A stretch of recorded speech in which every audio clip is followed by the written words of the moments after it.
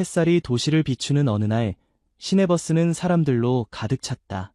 버스가 흔들릴 때마다 서 있는 사람들은 손잡이를 꽉 잡았다. 김민수 할아버지는 왼쪽 다리를 절뚝이며 버스 중앙부에 있는 노약자석을 향해 천천히 걸었다. 그의 다리는 수십 년 전 입은 상처 때문에 오래 서 있는 것이 고통스러웠다. 저기 자리가 있군. 김민수 할아버지는 노약자석을 발견하고 안도의 한숨을 내쉬었다. 하지만 그가 다가가자 노약자석에는 이미 누군가 자리를 차지하고 있었다. 목까지 올라오는 용문신의 팔뚝에는 거미줄 문신이 그려진 건달이었다. 귀걸이를 여러 개 달았으며 날카로운 눈매와 일그러진 미소가 이협적인 분위기를 풍겼다. 그는 다리를 쭉 뻗고 일부러 자리를 크게 차지한 채 귀에 이어폰을 꽂고 버스 안을 거만하게 둘러보았다. 죄송합니다만 노약자석인데 자리 좀 양보해 주시겠어요? 김민수 할아버지는 공손하게 말했다. 건달은 이어폰을 한쪽만 빼고 건방진 표정으로 쳐다보았다. 그의 눈빛에는 조롱하는 기색이 역력했다. 뭐라고요? 못 들었는데요. 여기가 노약자석이라 자리를 양보해 주시면 고맙겠습니다.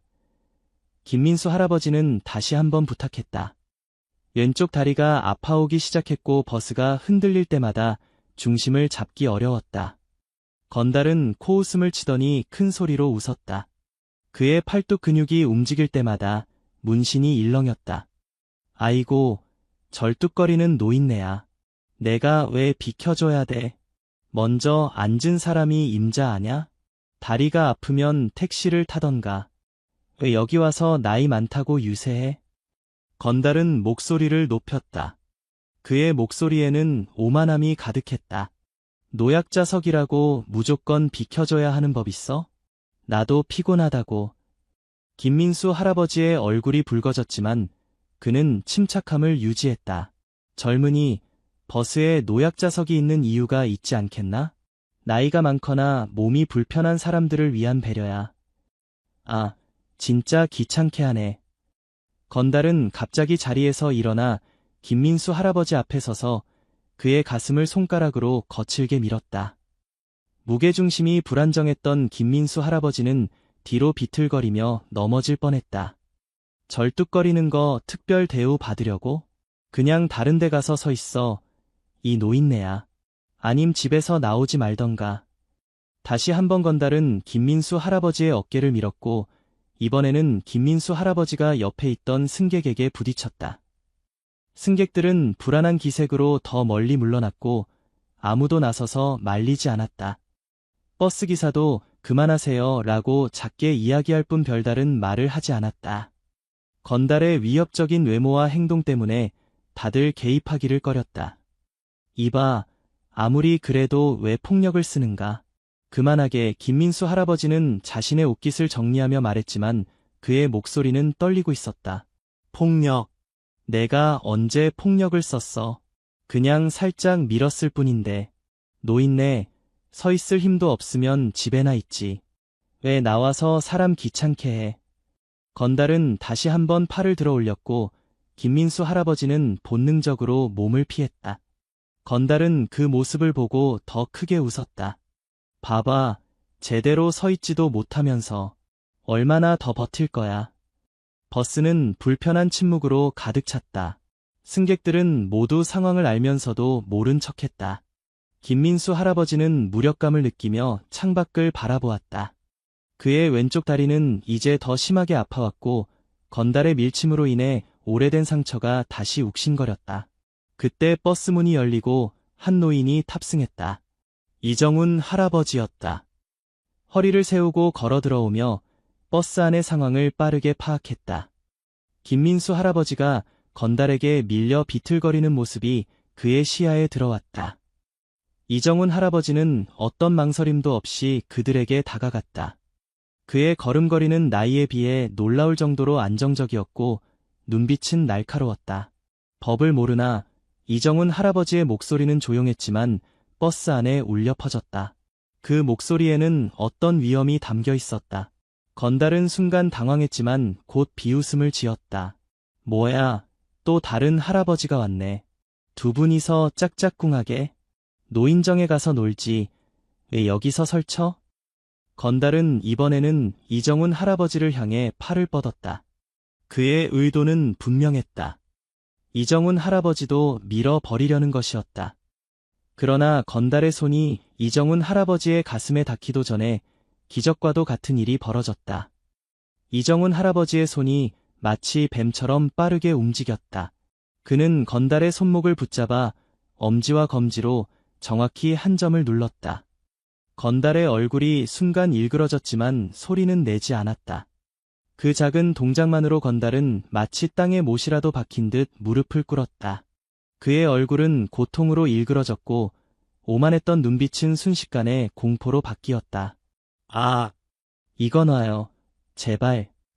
이정훈 할아버지는 여전히 평온한 표정이었다. 마치 손자에게 하듯 조용한 목소리로 말했다. 공경하지 않는 것도 모자라 폭력까지 쓰나? 자네 부모님께 제대로 교육받지 못했군. 건달의 친구 둘이 뒤쪽 좌석에서 벌떡 일어났다. 그들 역시 문신과 피어싱으로 가득한 몸을 한 건달들이었다. 첫 번째 건달이 주먹을 쥐고 이정훈 할아버지를 향해 달려들었다. 이 망할 영감탱이가. 그의 주먹이 이정훈 할아버지의 얼굴을 향해 날아왔다. 버스 안의 승객들은 숨을 들이켰다. 그러나 이정훈 할아버지는 마치 느린 영화를 보듯 주먹을 피했다. 그리고 그대로 건달의 팔을 타고 올라가 손바닥으로 그의 팔꿈치 안쪽을 가볍게 쳤다. 탁 소리와 함께 건달의 팔이 굳어버렸다. 아! 팔이 안 움직여. 건달은 자신의 오른팔이 마비된 것을 보고 비명을 질렀다. 이정훈 할아버지는 그의 겨드랑이 밑을 정확히 찌르고 그대로 몸을 틀어 건달을 버스 의자 위로 밀어버렸다. 건달은 의자에 고꾸라지며 더 이상 일어나지 못했다. 세 번째 건달이 뒤에서 허리춤에 뭔가를 꺼내려 했다. 위험한 물건인 듯했다. 그러나 이정훈 할아버지는 이미 알고 있었다는 듯이 돌아보지도 않고 손을 뻗었다. 그의 손가락 두 개가 건달의 손목 부분을 정확히 찔렀고 건달의 손에서 주머니 칼이 철컥 소리와 함께 바닥으로 떨어졌다. 아! 손가락이 마비됐어. 이정훈 할아버지는 그대로 힉 몸을 돌려 건달의 바지, 허리춤을 잡아 위로 당겼다. 건달의 팬티가 그대로 드러나며 그는 창피함과 고통으로 몸을 구불렸다. 이정훈 할아버지는 그의 목덜미를 정확히 짚어 탁 소리가 나게 쳤고 건달은 그대로 의식을 잃을 듯 비틀거렸다. 단 10초도 되지 않는 시간 동안 3명의 건달은 모두 제압되었다. 한 명은 무릎을 꿇은 채 손목이 비틀어져 움직이지 못했고 다른 한 명은 의자에 쓰러져 마비된 팔을 부여잡고 있었으며 마지막 한 명은 팬티가 보이는 채로 목덜미를 잡고 고통스러워했다. 버스 안의 모든 승객들은 입을 다물지 못했다. 어떤 사람들은 몰래 핸드폰으로 영상을 찍기도 했다. 70대 노인이 3명의 건장한 건달들을 종이 인형처럼 가볍게 다루는 모습은 마치 영화 속 장면 같았다. 우리 내려요. 제발 내려요. 다음 정류장에 세워주세요. 건달들은 겁에 질려 외쳤다. 버스가 다음 정류장에 멈추자 그들은 서로를 부축하며 황급히 버스에서 내렸다. 팬티가 보였던 건달은 바지를 부여잡은 채 뛰어내렸고 팔이 마비된 건달은 절뚝거리며 따라갔다. 내리면서도 계속 뒤를 돌아보는 그들의 눈에는 공포가 가득했다. 이정훈 할아버지는 마치 아무 일도 없었다는 듯 옷깃을 정리하고 노약자석을 가리켰다. 앉으시지요, 선생님. 김민수 할아버지는 놀란 표정으로 이정훈 할아버지를 바라보았다. 그의 눈에는 경외심이 가득했다. 그는 감사의 말을 중얼거리며 노약자석에 앉았다. 이정훈 할아버지는 옆자리에 조용히 앉았다. 버스 안은 다시 조용해졌지만 이번에는 불편한 침묵이 아닌 경외심 어린 정적이었다. 몇몇 승객들은 고개를 숙여 이정훈 할아버지를 향해 존경을 표했다. 그가 보여준 무술 실력은 분명 오랜 세월 갈고 닦은 것이 분명했고 누구도 노인에게서 찾아볼 수 없는 놀라운 기술이었다. 버스는 다시 평온을 되찾았다. 건달들이 내린 후 다른 승객들은 간간히 이정훈 할아버지를 향해 감사와 존경의 눈빛을 보냈다. 노약자석에 나란히 앉은 두 노인은 조용히 창밖을 바라보았다. 정말 감사합니다. 저를 도와주셨어요. 김민수 할아버지가 먼저 입을 열었다. 그의 목소리에는 진심 어린 고마움이 담겨 있었다. 별 말씀을요. 당연한 일을 했을 뿐입니다. 이정훈 할아버지는 담담하게 대답했다. 저는 김민수라고 합니다. 근처 성심의원 원장이죠. 이정훈입니다. 그냥 동네 할아버지예요. 두 사람은 가볍게 인사를 나누었다. 버스가 다음 정류장에 도착했고 이정훈 할아버지가 일어났다. 여기서 내려야 합니다. 저도 이번 정류장에서 내려요. 행복 아파트 방향으로 가시나요? 이정훈 할아버지는 놀란 표정으로 김민수 할아버지를 바라보았다. 네, 그쪽으로 갑니다만. 저도 같은 방향이네요. 괜찮으시면 함께 걸을까요? 두 노인은 버스에서 함께 내렸다. 김민수 할아버지는 여전히 왼쪽 다리를 절뚝이며 걸었고 이정훈 할아버지는 자연스럽게 그의 걸음에 맞추었다. 그들은 천천히 아파트 단지를 향해 걸었다. 이정훈 할아버지는 김민수 할아버지의 걸음걸이를 살펴보다가 조심스럽게 물었다. 실례지만 다리가 많이 불편하신 것 같은데 오래된 상처인가요? 김민수 할아버지는 잠시 걸음을 멈추고 자신의 왼쪽 다리를 내려다보았다. 그의 얼굴에 옅은 미소가 번졌다. 네, 40년 전 일이에요. 사실 이 다리는 제게 특별한 의미가 있습니다. 이정훈 할아버지는 호기심 어린 표정으로 기다렸다. 저희 가족이 북한에서 탈출할 때 생긴 상처입니다. 이 말에 이정훈 할아버지의 발걸음이 살짝 멈칫했다. 하지만 그는 곧 아무렇지 않은 듯 걸음을 이어갔다. 북한에서 오셨군요. 네, 제가 17살 때였어요. 아버지가 과학자이셨는데 한국으로 망명하기로 결심하셨죠. 두 사람은 천천히 걸으며 이야기를 나누었다. 김민수 할아버지의 목소리에는 오래된 기억을 더듬는 듯한 감정이 묻어났다. 그때 우리를 도와준 한 군인이 계셨어요. 북파공작원이었죠. 그분이 아니었다면 우리 가족은 절대 남한에 올 수 없었을 겁니다. 이정훈 할아버지의 표정이 미묘하게 변했다. 탈출 과정에서 북한군의 총에 맞았어요. 그 군인분이 저를 업고 달렸죠. 그분도 부상을 입으셨는데 그런 위험한 일을 겪으셨군요. 이정훈 할아버지의 목소리는 평온했지만 그의 눈빛은 깊은 생각에 잠긴 듯했다. 사실 아직도 그분을 찾고 있어요. 김민수 할아버지가 갑자기 말했다. 그의 눈에는 간절함이 묻어났다. 아버지의 유언이기도 했거든요. 우리를 구해준 그 군인을 꼭 찾아 은혜를 갚으라고 하셨어요. 20년 넘게 찾고 있지만 이정훈 할아버지는 발걸음을 천천히 옮기며 말했다. 40년이나 지났는데 그분을 찾기는 쉽지 않을 텐데요. 네, 하지만 포기할 수 없어요. 그분은 저희 가족을 구해준 생명의 은인이에요. 그분 덕분에 제가 의사가 될 수 있었고 많은 생명을 구할 수 있었습니다. 이정훈 할아버지의 표정이 굳었다. 그는 더 이상 질문하지 않고 앞만 바라보며 걸었다. 침묵이 두 사람 사이에 내려앉았지만 그것은 불편한 침묵이 아니었다. 오래된 인연의 무게가 그 침묵을 채우고 있는 듯했다. 전 무술을 배우신 건가요? 아까 보고 깜짝 놀랐습니다. 아니요, 그냥 젊었을 때 잠깐 배웠던 게 몸에 남아있는 것 같습니다. 그렇군요. 아, 저기 제 집이 있는데 혹시 차 한잔 하실래요?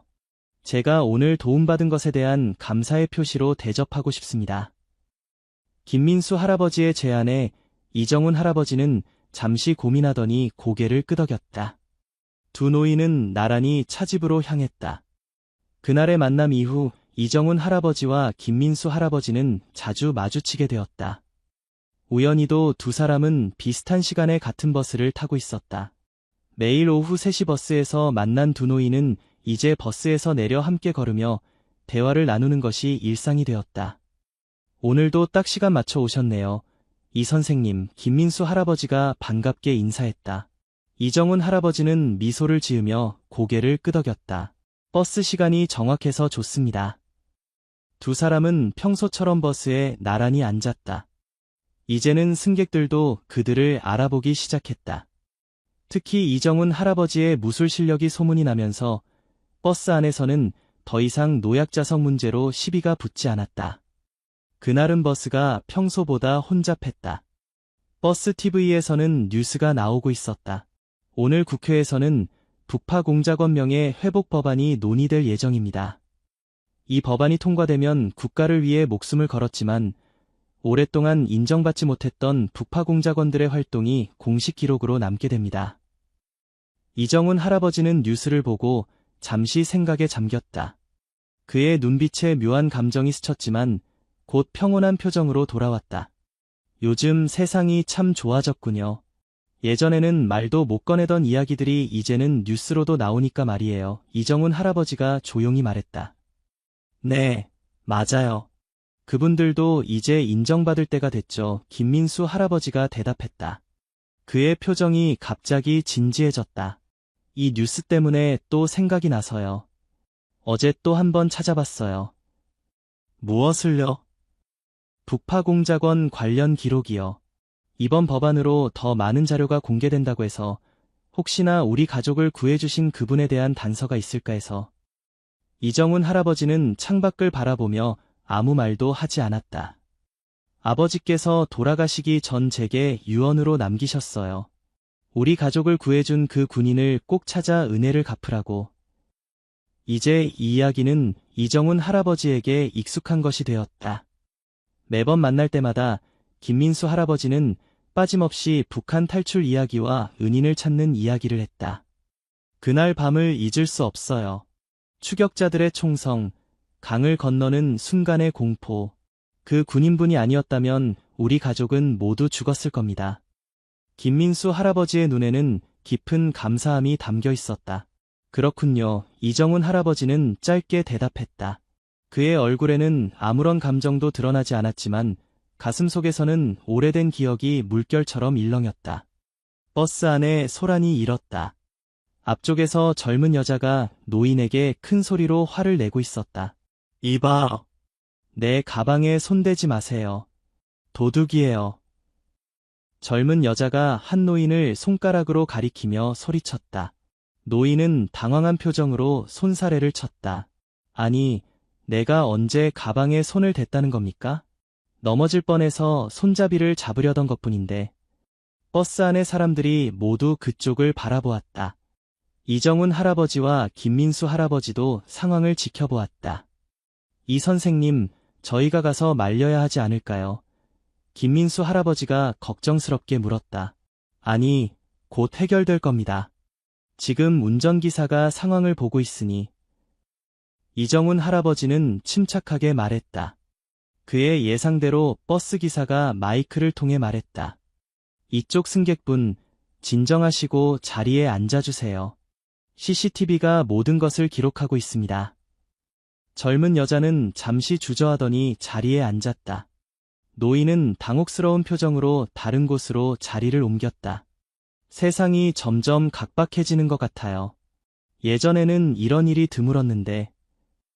김민수 할아버지가 한숨을 내쉬었다. 사람의 마음은 시대가 바뀌어도 크게 다르지 않습니다. 다만 표현하는 방식이 달라질 뿐이죠. 이정훈 할아버지의 말에는 오랜 세월의 지혜가 묻어났다. 그래서 더 감사해요. 그 군인분이 저희를 구해주신 것이 단순한 임무가 아니라 인간적인 선택이었다고 생각하거든요. 이정훈 할아버지는 갑자기 불편한 기색을 보이며 화제를 돌렸다. 오늘 날씨가 참 좋네요. 저기 공원에 꽃들이 피기 시작했군요. 김민수 할아버지는 이정훈 할아버지가 항상 이렇게 북한 탈출 이야기가 나올 때마다 화제를 돌리는 것을 눈치챘다. 처음에는 단순히 불편한 주제라고 생각했지만 이제는 그 반응이 단순한 불편함 이상의 무언가가 있다고 느꼈다. 네, 그러네요. 이 선생님, 혹시 제 이야기가 불편하신가요? 제가 북한 이야기를 꺼내면 화제를 돌리시는 것 같아서요. 이정훈 할아버지는 잠시 침묵했다. 그의 눈빛이 깊어졌다. 불편하다기보다는 그런 이야기를 들으면 옛날 생각이 나서요. 제가 젊었을 때 비슷한 일을 겪은 친구가 있었거든요. 정말요? 혹시 그 친구분이... 아니, 그 친구는 이제 세상에 없습니다. 오래전에 떠났어요. 버스가 천천히 정류장에 도착했다. 두 노인은 함께 내려 평소처럼 나란히 걸었다. 이정훈 할아버지는 자신의 비밀을 계속 간직한 채 걸음을 옮겼다. 그의 마음속에는 언젠가는 진실을 말해야 할지도 모른다는 생각이 스쳤지만 아직은 때가 아니라고 느꼈다. 가을이 깊어가던 어느 날 오후, 버스에서 내린 두 노인은 평소와 같이 함께 걸었다. 낙엽이 바스락거리는 길을 따라 천천히 걸으며 그들은 일상적인 대화를 나누었다. 이 선생님, 오늘 저녁 시간 괜찮으세요? 김민수 할아버지가 갑자기 물었다. 네. 저녁이요? 이정훈 할아버지는 의아한 표정으로 물었다. 네, 제 집에서 간단히 저녁 식사라도 하시면 어떨까 해서요. 매일 같은 버스를 타고 이야기는 많이 나눴지만 제대로 대접한 적이 없어서. 이정훈 할아버지는 잠시 망설였다. 그는 지나치게 개인적인 만남을 피해왔다. 하지만 몇 달 동안 함께 버스를 타며 정이 들었고 김민수 할아버지의 따뜻한 제안을 거절하기 어려웠다. 그럼 감사히 초대에 응하겠습니다. 잘 됐네요. 제 집이 바로 저 아파트예요. 걸어서 5분이면 됩니다. 두 사람은 행복 아파트 단지로 향했다. 가을 햇살이 따스하게 내리쬐는 오후, 그들은 여유롭게 걸으며 이런저런 이야기를 나누었다. 저는 혼자 살아요. 아내는 10년 전에 먼저 떠났고 아들은 미국에서 의사로 일하고 있습니다. 김민수 할아버지가 말했다. 저도 혼자 삽니다. 결혼은 하지 않았어요. 이정훈 할아버지의 대답은 항상 그랬듯 간결했다. 두 사람은 함께 엘리베이터를 타고 김민수 할아버지의 집에 들어섰다. 넓고 정돈된 집안은 오랫동안 혼자 살았지만 깔끔하게 관리되고 있었다. 들어오세요. 편하게 계시고 저는 저녁 준비를 하겠습니다. 이정훈 할아버지는 거실 소파에 앉았다. 거실 벽면에는 여러 가족 사진들이 걸려 있었다. 그의 시선이 오래된 흑백 사진 한 장에 멈췄다. 그것은 젊은 김민수와 그의 부모님이 함께 찍은 사진이었다. 배경은 낮은 산과 작은 마을이 보이는 곳이었다.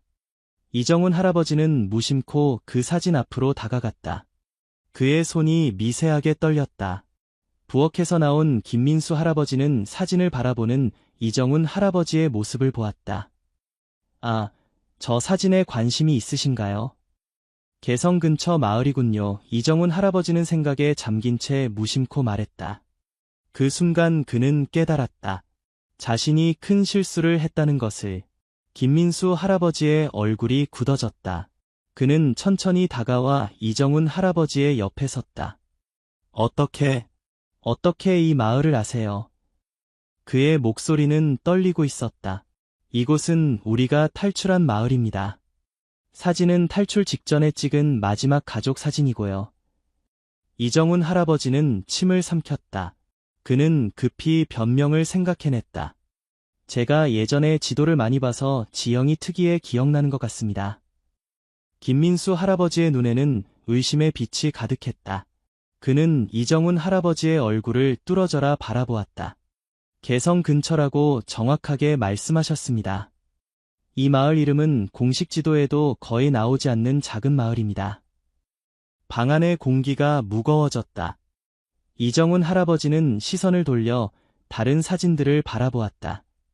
가족분들이 참 행복해 보이네요. 아드님도 잘생기셨고. 김민수 할아버지는 이정훈 할아버지의 화제 전환을 알아차렸지만 더 이상 캐묻지 않았다. 아직 정확한 근거가 없기 때문이었다. 하지만 속으로 의심은 품고 있었다. 대신 그는 옆에 있는 앨범을 꺼내 이정훈 할아버지에게 건넸다. 여기 더 많은 사진이 있어요. 남한에 와서 새 삶을 시작한 우리 가족의 이야기죠.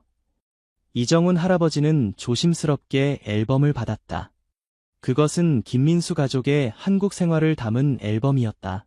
어린 김민수가 의대 졸업식에서 찍은 사진, 그의 아버지가 연구실에서 일하는 모습, 가족 여행 사진들. 아버지는 과학자로서 한국의 의학 발전에 크게 기여하셨고, 저도 아버지의 뜻을 이어 의사가 되었고요. 김민수 할아버지의 목소리에는 자부심이 묻어났다. 대단하십니다. 새로운 나라에서 그렇게 성공하시다니. 이정훈 할아버지의 목소리는 조용했지만 그 안에는 깊은 감동이 담겨 있었다. 그 모든 것이 우리를 구해주신 그분 덕분이에요. 그래서 그분을 꼭 찾고 싶은 거예요. 김민수 할아버지가 이정훈 할아버지의 눈을 똑바로 바라보며 말했다. 그의 눈빛은 단호했다. 이 선생님, 정말로 그냥 지도를 보고 저 마을을 아신 건가요?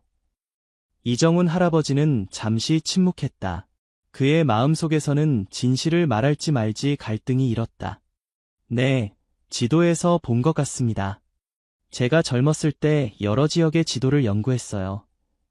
김민수 할아버지는 더 이상 추궁하지 않았지만 그의 눈빛은 여전히 의심에 차 있었다. 그는 앨범을 다시 받아 조심스럽게 책장에 넣었다. 저녁 식사할 시간이네요. 부엌으로 오시죠. 두 사람은 식탁에 마주 앉았다. 김민수 할아버지가 준비한 소박하지만 정성 어린 식사가 오갔다. 대화는 자연스럽게 이어졌지만 공기 중에는 미묘한 긴장감이 감돌았다. 그렇게 소박한 저녁 식사가 끝났다. 정돈된 거실에는 군인 시절의 물건은 보이지 않았지만 벽에 걸린 작은 태극기가 눈에 띄었다. 두 노인은 식탁을 정리하고 거실로 자리를 옮겼다. 차 한잔 하시겠어요? 김민수 할아버지가 물었다. 네, 감사합니다. 식사가 정말 맛있었어요. 김민수 할아버지는 찻잔을 내어놓고 따뜻한 차를 따랐다. 두 사람은 조용히 차를 마시며 편안한 침묵을 즐겼다. 참 좋은 집이세요. 혼자 사시도 깨끗하게 정돈되어 있어서 놀랐어요. 감사합니다. 혼자 살더라도 깨끗이 살아야죠. 김민수 할아버지는 천천히 차를 마시다가 문득 진지한 표정을 지었다. 그는 결심한 듯 입을 열었다. 이 선생님, 며칠 전부터 속으로 생각한 것이 있어요. 제가 계속 말씀드렸던 북한 탈출 이야기. 이정훈 할아버지의 손이 잠시 멈칫했지만 곧 평온한 표정으로 고개를 끄덕였다. 네, 그런데요. 아버지께서 돌아가시기 전에 저에게 말씀하신 게 있습니다. 저희를 구해준 군인은 오른손 엄지에 V자 흉터가 있었다고 하셨어요. 북한군의 총알이 스쳐 생긴 상처라고. 이정훈 할아버지의 표정이 굳었다. 그는 무의식적으로 오른손을 소파 쿠션 아래로 움직였다. 그렇군요. 구체적인 단서가 있으시니 찾기가 더 수월하실 텐데요. 네, 그래서 최근에 한 분을 주의 깊게 지켜봤습니다. 그때 이정훈 할아버지는 떨리는 손으로 물 한 잔을 따르려다 실수로 컵을 떨어뜨렸다. 물이 바닥에 쏟아졌다. 죄송합니다. 괜찮습니다. 수건 가져오겠습니다. 김민수 할아버지는 서둘러 부엌으로 향했다. 이정훈 할아버지는 도우려 일어났지만 김민수 할아버지가 먼저 수건을 들고 돌아왔다. 이정훈 할아버지는 수건을 받아들고 바닥에 떨어진 물을 닦고 있었다. 그가 바닥을 닦는 동안 김민수 할아버지의 시선은 계속 이정훈 할아버지의 오른손 엄지에 닿았다. 그곳에는 희미하지만 분명한 V자 형태의 흉터가 보였다. 김민수 할아버지의 심장이 빠르게 뛰기 시작했다. 그는 아무 말도 하지 않고 이정훈 할아버지를 지켜보았다. 단순한 우연일 수도 있었다. 하지만 개성 근처 마을을 알았던 것, 북한 이야기를 꺼낼 때마다 화제를 돌렸던 것, 그리고 이제 V자 흉터까지. 너무 많은 일치점이 있었다. 이정훈 할아버지가 바닥을 다닦고 일어났을 때 그는 김민수 할아버지의 시선이 자신의 손에 고정되어 있는 것을 알아차렸다. 혹시 그 손의 흉터는? 이정훈 할아버지는 대답하지 않았다. 그의 눈에서는 불안과 긴장이 읽혔다. 김민수 할아버지는 천천히 자리에서 일어나 자신의 가방으로 향했다. 그는 가방에서 낡은 물건을 꺼냈다. 녹슨 군번줄이었다. 83601분이라는 번호가 희미하게 새겨져 있었다. 이정훈 할아버지의 얼굴이 창백해졌다. 복잡한 감정이 교차했다. 그는 군번줄을 응시하며 한참 동안 아무 말도 하지 않았다. 저는 확신이 필요합니다. 이 선생님. 김민수 할아버지가 조용히 말했다. 그의 목소리에는 40년 동안의 기다림이 담겨 있었다. 개성 근처 마을을 아시는 것, V자 흉터, 그리고 이제 이 군번줄을 쳐다보는 이 선생님의 눈빛까지. 우연이라기엔 너무 많은 일치점이 있습니다. 김민수 할아버지는 절뚝이며 한 걸음 더 다가갔다. 그는 자신의 왼쪽 다리를 가리켰다. 아시겠지만 제가 이렇게 다리가 아픈 이유는 북한을 탈출할 때 총을 맞았기 때문입니다. 하지만 그 용감한 군인이 없었다면 저는 이렇게 살아있을 수조차 없죠. 아니, 저희 가족 모두가 이 세상 사람이 아니었을 거예요. 그분은 본인도 총상을 입어가면서도 저희 가족을 목숨 걸고 구해주셨습니다. 이정훈 할아버지의 눈에서 눈물이 맺혔다. 오래된 기억이 홍수처럼 밀려오는 것을 느꼈다. 김민수 할아버지도 눈물을 흘리면서 말했다. 이 선생님이 우리 가족을 구해주신 그 북파공작원이 맞으신가요? 이정훈 할아버지는 천천히 고개를 끄덕였다. 더 이상 부정할 수 없었다. 네. 40년 동안 비밀로 해왔던 일입니다. 그의 목소리는 떨렸고 눈에서는 눈물이 흘러내렸다. 40년 동안 가슴에 묻어두었던 비밀이 마침내 밝혀지는 순간이었다. 왜 그동안 말씀해 주시지 않았어요? 제가 그렇게 오랫동안 찾아다녔는데, 이렇게 바로 제 옆에 계셨는데, 비밀 작전이었기 때문입니다. 북파공작원의 신분은 국가 비밀이었습니다. 그걸 발설하면 법적으로 처벌받을 수 있었어요. 이정훈 할아버지는 깊은 한숨을 내쉬었다. 그뿐만이 아닙니다. 제 손에는 피가 묻어 있습니다. 임무 수행 중 많은 사람들의 목숨을 앗아가야 했습니다. 그 기억들은 제 영혼을 무겁게 짓누르고 있었어요. 제가 한 일이 과연 올바른 것이었는지 항상 의문이 들었습니다. 그는 떨리는 손으로 군번줄을 집어들었다. 국가를 위한 일이었지만 때로는 그 무게를 감당하기 어려웠습니다. 그리고 인정받지 못했습니다. 저희는 그림자 속에서 살아야 했어요.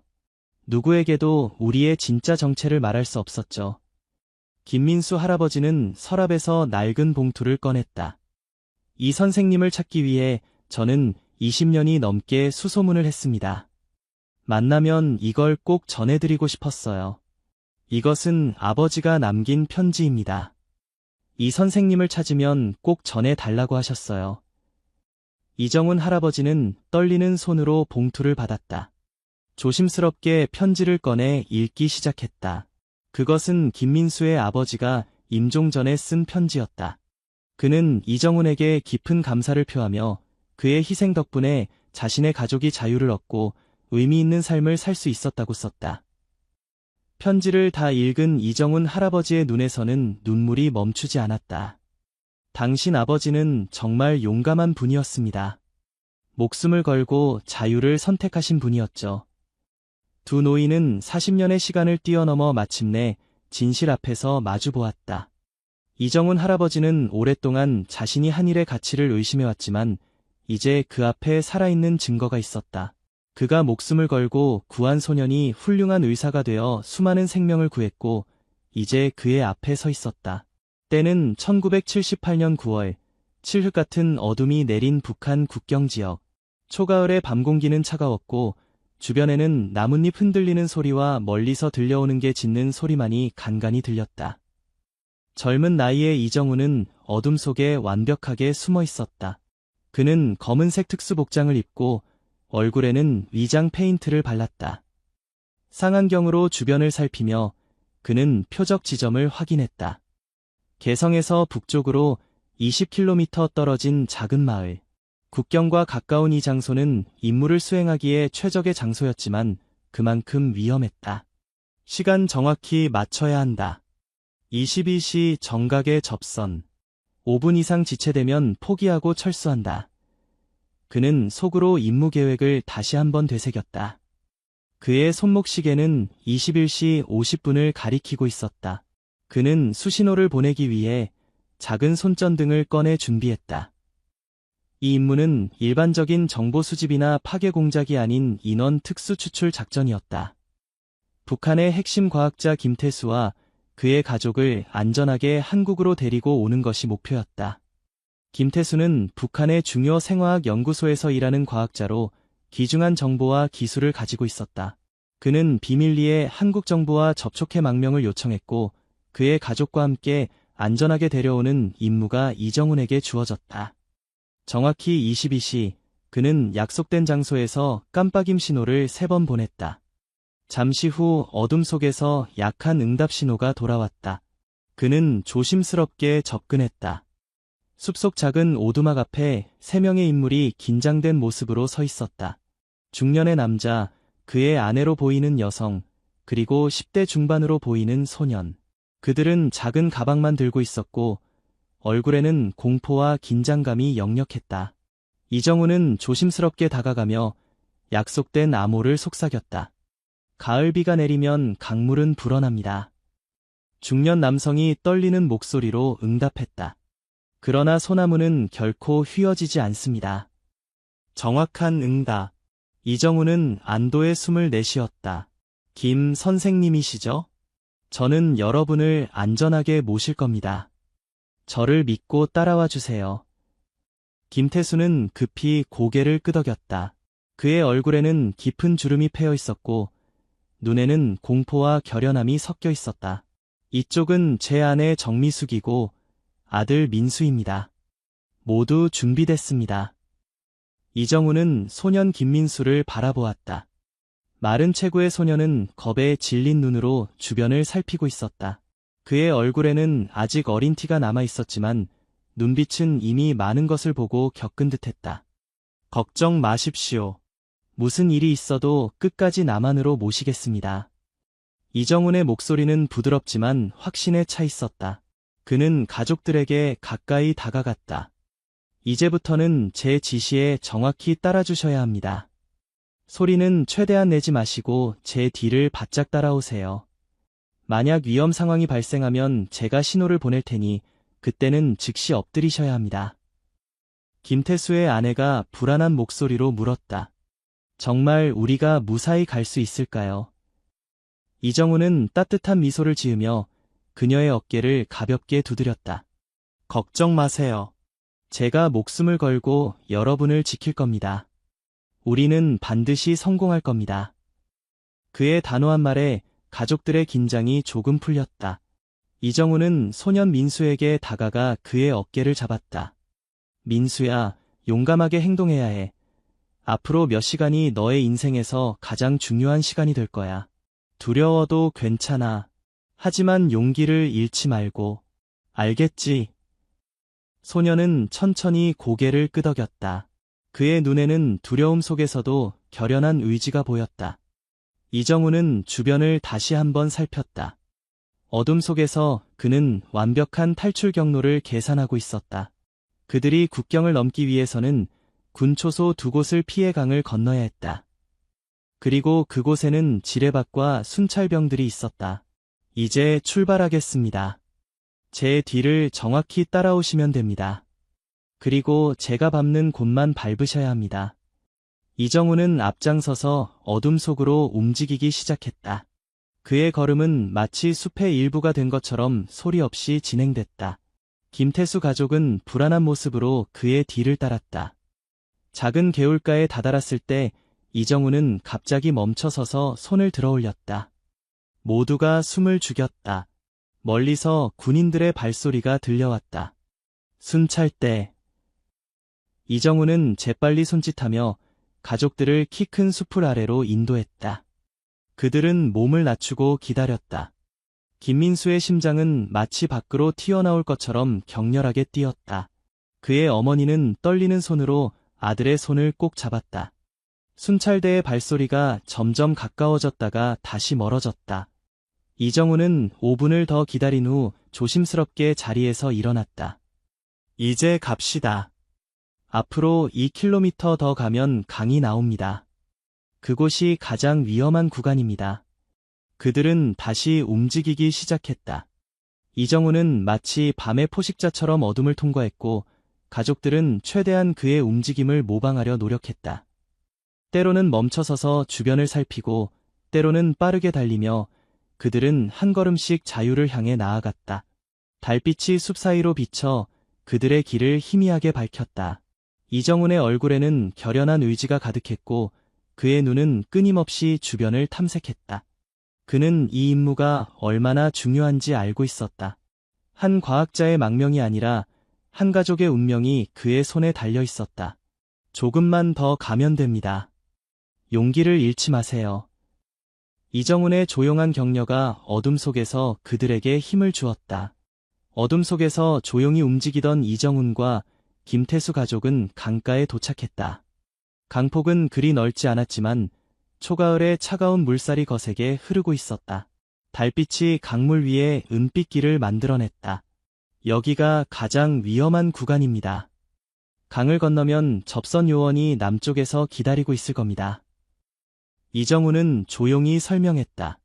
그는 작은 방수 가방에서 로프를 꺼냈다. 로프로 서로를 연결하겠습니다. 물살이 센 곳이라 떨어지지 않도록 조심해야 합니다. 그는 로프를 김태수의 허리에 묶고 그의 아내 아들순으로 연결했다. 마지막으로 자신의 허리에도 로프를 단단히 묶었다. 제가 먼저 물에 들어가겠습니다. 상태를 확인한 후 신호를 보내면 따라오세요. 이정훈이 조심스럽게 물에 발을 담그려는 순간 갑자기 숲에서 빛이 번쩍였다. 탐조등이 그들을 향해 비춰지고 있었다. 이정훈은 순간적으로 가족들을 강둑 아래로 밀어넣었다. 바로 그때 총성이 밤 공기를 갈랐다. 북한군이 사격을 시작한 것이다. 이정훈은 자신의 권총을 꺼내 대응 사격을 시작했다. 그는 탐조등을 향해 두 발을 쏘았고 불빛이 사라졌다. 하지만 이미 북한 군인들은 그들의 위치를 파악한 상태였다. 강을 건너야 합니다. 지금이 유일한 기회예요. 그들이 강으로 뛰어들려는 순간 또다시 총성이 울렸다. 김태수가 갑자기 비명을 질렀다. 그의 오른쪽 어깨에 총알이 스쳤다. 아들 민수가 달려갔지만 또 다른 총알이 그의 왼쪽 다리를 쳤다. 날카로운 통증에 소녀는 쓰러졌다.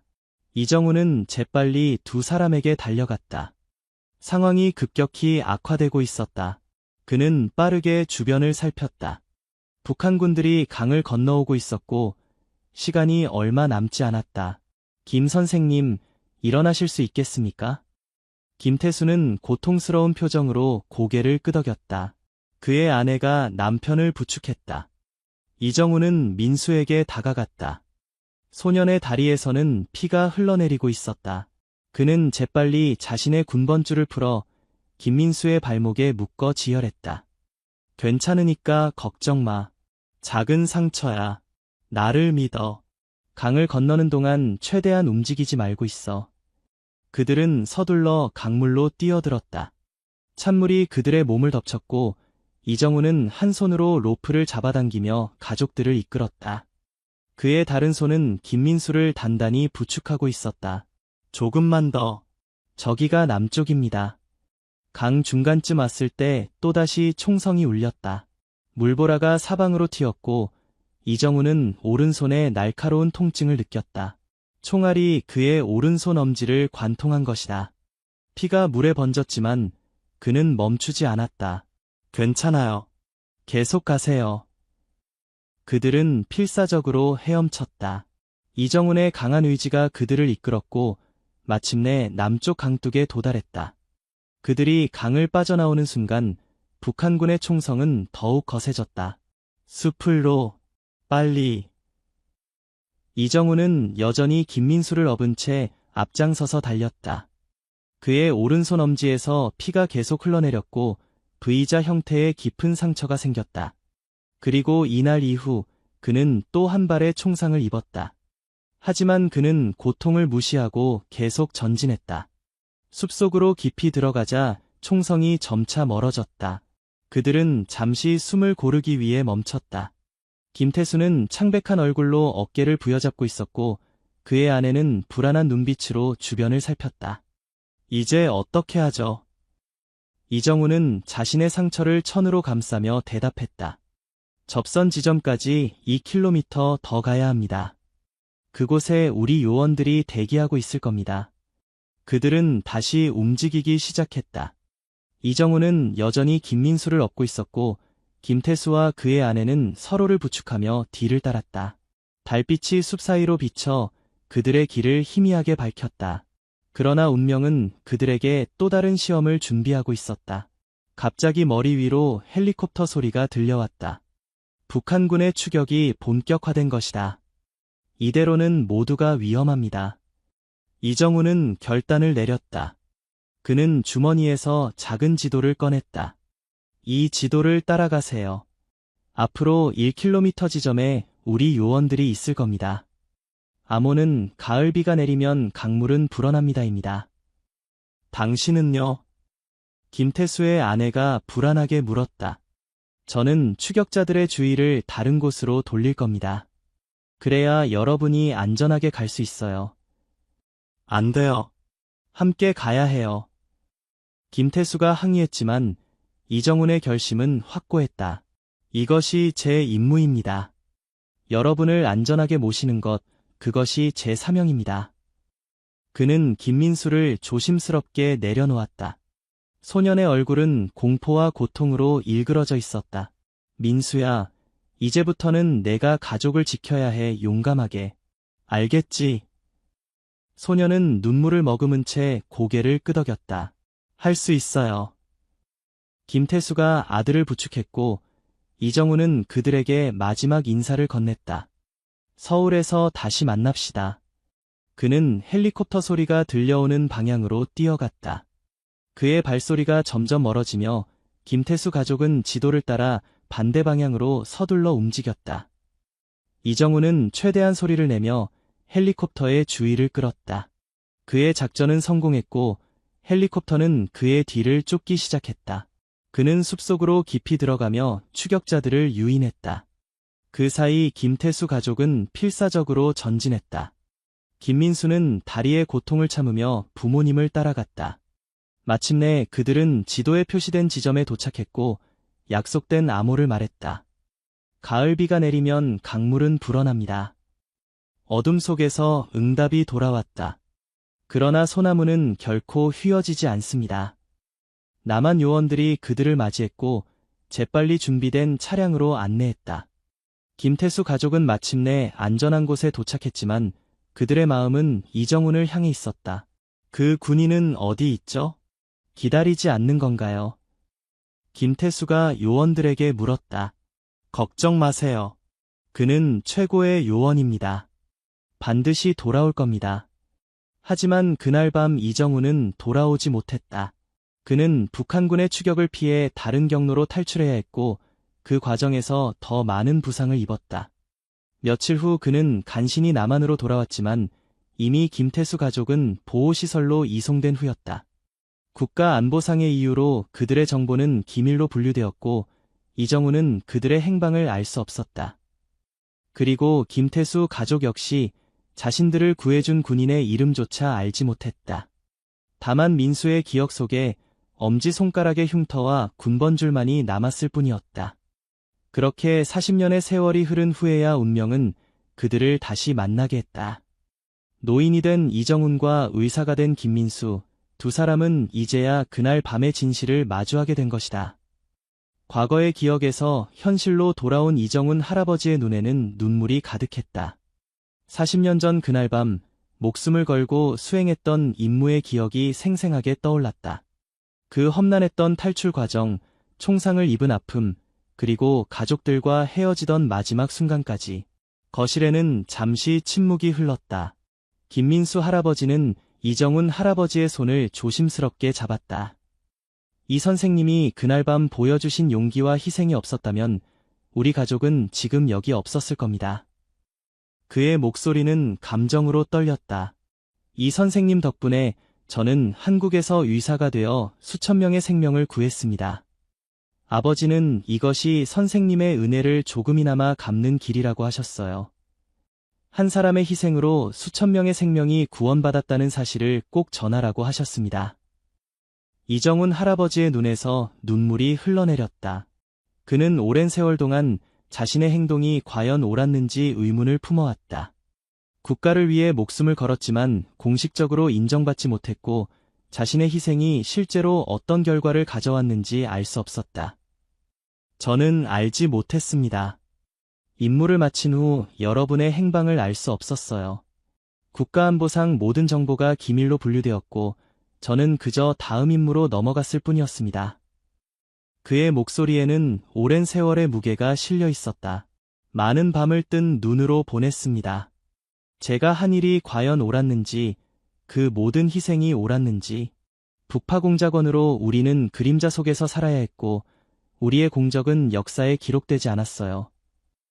김민수 할아버지는 천천히 일어나 자신의 왼쪽 다리를 가리켰다. 그는 의도적으로 더 명확하게 절뚝거리며 걸었다.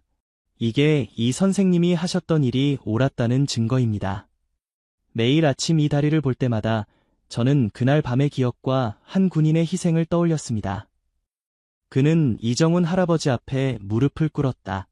제가 의사가 된 것은 우연이 아닙니다. 그 기억이 저를 의사로 만들었고 그렇게 저는 수많은 생명을 구했습니다. 그렇기 때문에 이 선생님이 하신 일은 정당하고 옳은 일입니다. 이정훈 할아버지의 손이 떨렸다. 그는 믿기지 않는 표정으로 김민수 할아버지를 바라보았다. 그는 더 이상 숨기지 않을 생각으로 말했다. 민수야, 잘 지냈니? 고맙다. 그렇게 말해줘서. 보고 싶었구나. 이정훈 할아버지의 가슴속에서 무언가가 녹아내리는 것 같았다. 40년 동안 그를 짓눌러왔던 의문과 자책의 무게가 조금씩 가벼워지는 느낌이었다. 내 평생 이런 순간을 기다려왔는지도 모르겠구나. 그의 목소리는 감정으로 떨렸다. 북파공작원으로 우리는 언제나 임무만 중요했지 그 결과를 보는 경우는 거의 없었어. 많은 동료들이 돌아오지 못했고 돌아온 이들도 제대로 인정받지 못했지. 이정훈 할아버지는 깊은 숨을 내쉬었다. 하지만 오늘 내가 이렇게 내 앞에 의사로서 멋지게 서 있는 널 보니 모든 것이 옳았던 것 같구나. 김민수 할아버지는 이정훈 할아버지의 손을 꼭 잡았다. 선생님의 희생은 결코 헛되지 않았습니다. 저희 가족뿐만 아니라 제가 치료한 모든 환자들, 선생님의 용기가 만들어낸 선한 영향력은 세대를 넘어 이어질 겁니다. 이정훈 할아버지의 얼굴에 감동의 미소가 번졌다. 평생 국가를 위해 살아왔지만 제대로 인정받지 못했던 그에게 이 순간은 그 무엇과도 바꿀 수 없는 보상이었다. 민수야, 내가 이렇게 훌륭한 사람으로 자란 것을 보니 내 인생이 의미 있었던 것 같구나. 두 노인은 40년의 세월을 뛰어넘어 마침내 서로를 껴안았다. 그들의 눈에는 기쁨의 눈물이 가득했다. 이정훈 할아버지는 처음으로 자신의 희생이 헛되지 않았음을 깨달았고 오랜 세월 그를 짓눌러왔던 무게가 조금씩 가벼워지는 것을 느꼈다. 서로의 존재를 확인한 그날 이후로 이정훈 할아버지와 김민수 할아버지는 더욱 가까워졌다. 매일 같은 버스를 타고 함께 시간을 보내며 40년의 공백을 메우기 위해 많은 이야기를 나누었다. 이정훈 할아버지는 자신의 북파공작원 시절 이야기를 조금씩 들려주었고 김민수 할아버지는 의사로서의 삶과 가족의 역사를 들려주었다. 가을이 깊어가는 어느 날 오후 두 사람은 평소처럼 공원을 산책하고 있었다. 갑자기 이정훈 할아버지가 걸음을 멈추고 가슴을 움켜쥐었다. 괜찮으세요, 이 선생님? 김민수 할아버지가 걱정스럽게 물었다. 괜찮아. 그냥 잠시 숨이 차서. 그러나 이정훈 할아버지의 얼굴은 점점 창백해졌다. 그리고 갑자기 그는 벤치에 기대다가 그대로 쓰러졌다. 이 선생님, 선생님. 김민수 할아버지는 재빨리 이정훈 할아버지의 맥박을 확인했다. 맥박은 느리고 불규칙했다. 그의 손은 떨렸지만 평생 환자를 진료해온 의사로서의 침착함을 유지했다. 버텨요, 선생님. 제발 버텨요. 구급차가 도착했고 이정훈 할아버지는 재빨리 병원으로 이송되었다. 김민수 할아버지도 함께 탑승했다. 그는 응급의료진에게 이정훈 할아버지의 과거 병력에 대해 설명했다. 40년 전에 총상을 입었습니다. 왼쪽 어깨와 가슴 부위였고 일부 파편이 적출되지 않았을 가능성이 있습니다. 저는 성심의원 원장입니다. 근처에 제 병원이 있습니다. 그쪽으로 가주세요. 병원에 도착한 후 이정훈 할아버지는 즉시 검사실로 이송되었다. 김민수 할아버지는 응급실 의사들과 상의했고 CT스캔 결과는 충격적이었다. 40년 전 이정훈 할아버지의 가슴에 남아있던 총알 파편이 이동하여 주요 혈관 근처에 위치해 있었다. 파편이 조금만 더 이동하면 대동맥을 손상시킬 수 있는 위험한 상황이었다. 즉시 수술이 필요합니다. 수석 외과 의사가 말했다. 파편을 제거하지 않으면 생명이 위험합니다. 하지만 수술 자체도 상당히 위험한 시술입니다. 파편의 위치가 매우 위험해요. 김민수 할아버지는 CT 스캔 화면을 자세히 살펴보았다. 비록 그는 노년에 은퇴한 의사였지만 평생 유능한 외과 의사로 일해온 경험이 있었다. 제가 수술을 맡겠습니다. 그의 말에 의료진들이 놀란 표정을 지었다. 원장님, 괜찮으실까요? 네, 이분은 제 은인입니다. 40년 전 이분이 저희 가족의 목숨을 구해주셨어요. 그때 입은 상처의 파편이 지금 그분의 목숨을 위협하고 있습니다. 제가 직접 수술을 집도하겠습니다.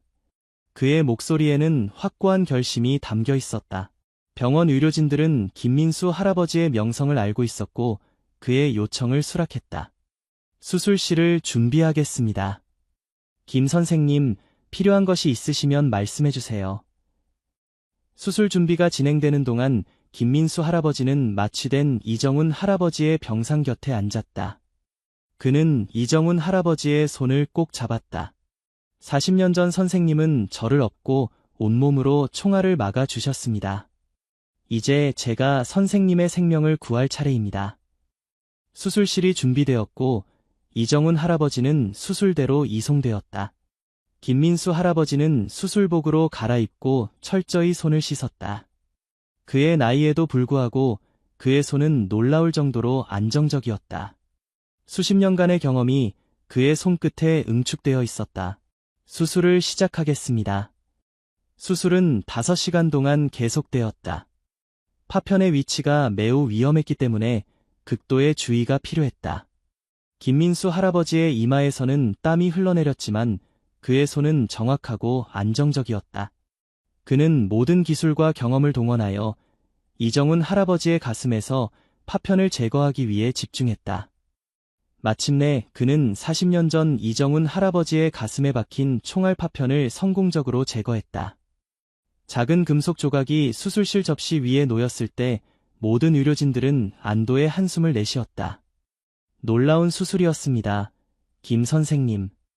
젊은 외과 의사가 경외심을 담아 말했다. 김민수 할아버지는 겸손하게 고개를 끄덕였다. 그의 눈에는 눈물이 고여 있었다. 수술 후 이정훈 할아버지는 중환자실로 이송되었다. 첫 24시간이 가장 중요했다. 김민수 할아버지는 그의 병상을 떠나지 않고 지켰다.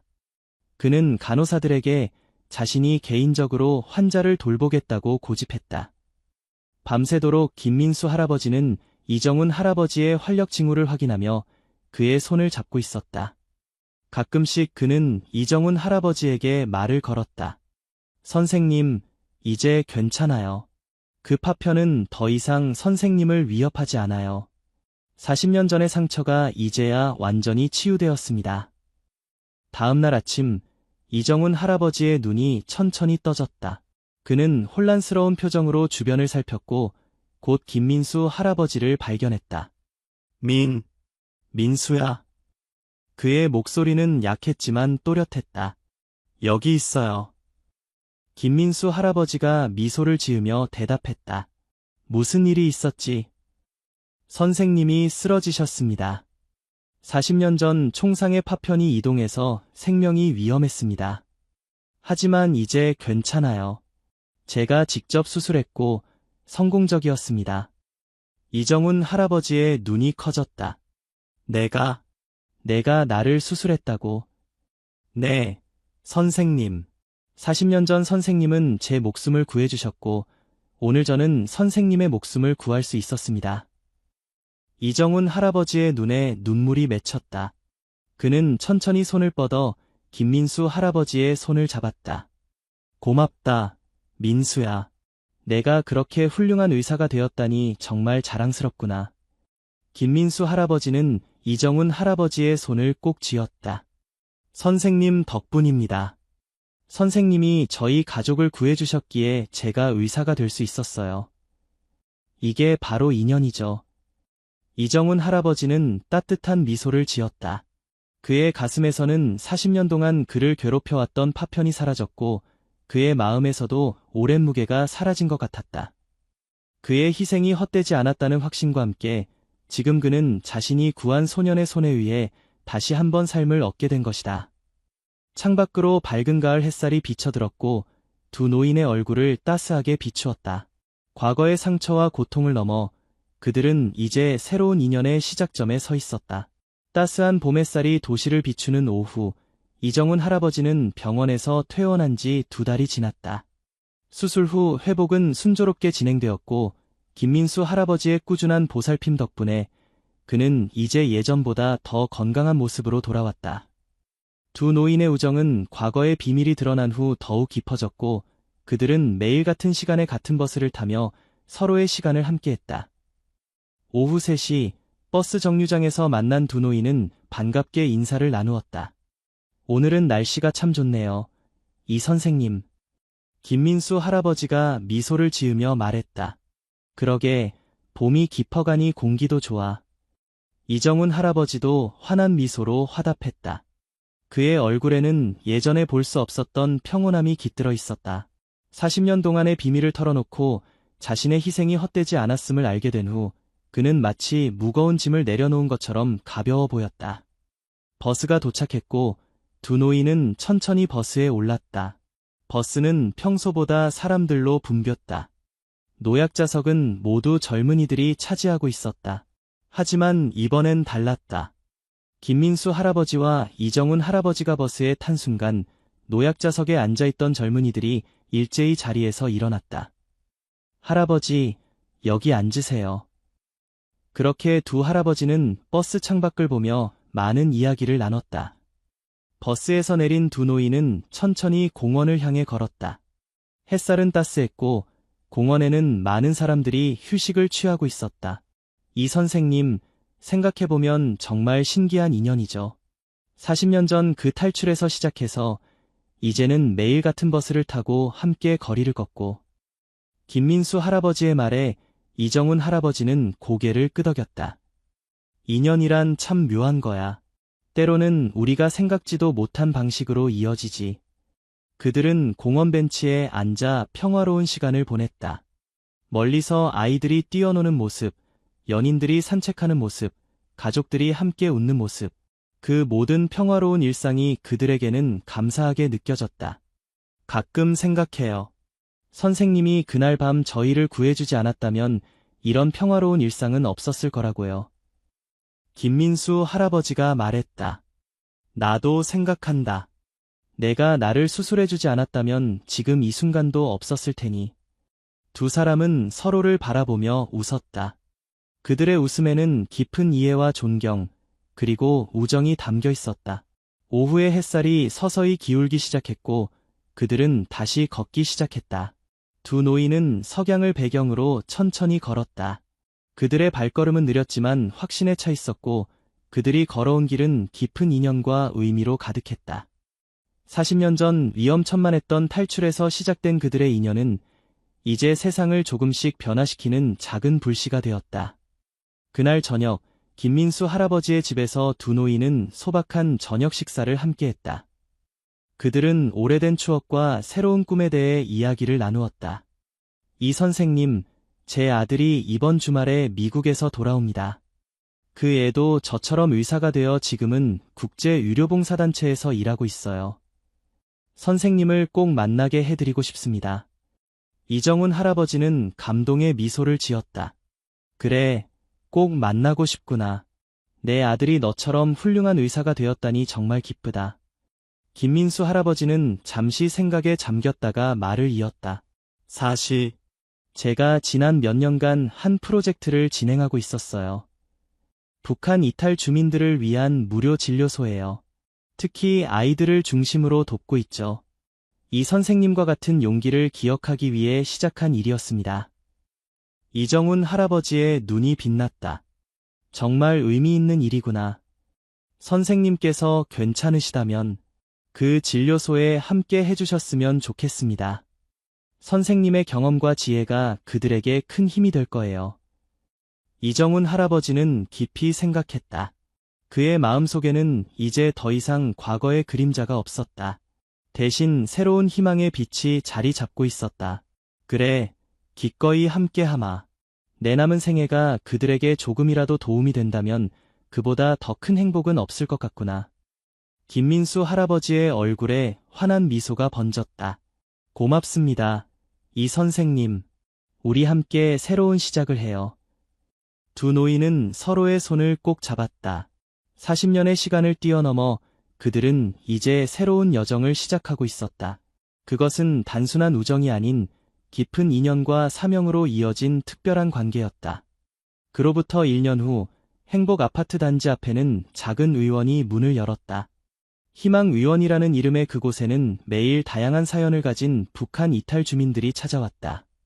그 곳에서 김민수 할아버지는 의사로서, 이정훈 할아버지는 상담사로서 그들을 따뜻하게 맞이했다. 특히 이정훈 할아버지의 이야기는 많은 이들에게 희망과 용기를 주었다. 그의 경험은 새로운 땅에서 적응하기 위해 고군분투하는 이들에게 큰 위안이 되었다. 그리고 김민수 할아버지의 의술은 그들의 몸과 마음의 상처를 치유해 주었다. 어느 날 진료소에 한 젊은 여성이 작은 아이를 데리고 찾아왔다. 그녀는 최근에 북한에서 탈출한 세터민이었다. 제 아이가 밤마다 악몽을 꾸며 깨어나요. 탈출 과정에서 너무 많은 공포를 겪었나 봐요. 김민수 할아버지가 아이를 진찰하는 동안 이정훈 할아버지는 그 여성과 이야기를 나누었다. 저도 알아요. 그 공포가 어떤 것인지. 하지만 믿으세요. 시간이 지나면 나아질 겁니다. 그리고 여기 계신 김 선생님처럼 훌륭한 사람으로 자랄 수 있어요. 이정훈 할아버지의 따뜻한 말에 여성의 눈에 눈물이 고였다. 고맙습니다. 정말 많이 무서웠어요. 때로는 이렇게 탈출한 것이 옳은 결정이었는지도 의문이 들었어요. 그 용기를 절대 후회하지 마세요. 당신은 아이에게 자유와 기회를 선물한 겁니다. 그것은 어떤 어려움보다도 값진 것입니다. 진료가 끝난 후 이정훈 할아버지와 김민수 할아버지는 함께 창밖을 바라보았다. 봄비가 내리는 바깥 풍경은 평화롭게 보였다. 이 선생님, 요즘 어떠세요? 후회 없으신가요? 김민수 할아버지가 물었다. 이정훈 할아버지는 창밖의 비를 바라보며 미소를 지었다. 후회? 아니, 전혀. 오히려 지금이 내 인생에서 가장 행복한 시간인 것 같아. 내가 한 선택들이 이렇게 아름다운 결과로 이어질 줄 누가 알았겠어? 김민수 할아버지도 미소 지었다. 그날 밤 선생님이 보여주신 용기가 지금 이 순간까지 이어져 있군요. 아니, 민수야. 내가 보여준 삶이 그날 밤의 의미를 완성한 거야. 두 노인은 말없이 서로를 바라보았다. 그들 사이에는 이제 어떤 설명도 필요 없는 깊은 이해가 있었다. 그들의 이야기는 점차 알려지기 시작했고 많은 사람들에게 영감을 주었다. 북파공작원과 탈북소년의 40년에 걸친 인연, 그리고 그들이 함께 만들어가는 새로운 희망의 이야기는 분단의 상처를 치유하는 작은 씨앗이 되었다. 그리고 그들은 알고 있었다. 인연이란 결코 우연이 아니며 작은 용기가 어떻게 세상을 바꿀 수 있는지를. 그들의 삶은 그 진리에 살아있는 증거였다. 석양이 물드는 하늘 아래 두 노인은 매일 같은 버스를 타고 같은 길을 걸으며 새로운 날을 기다렸다. 그들의 여정은 여전히 계속되고 있었다.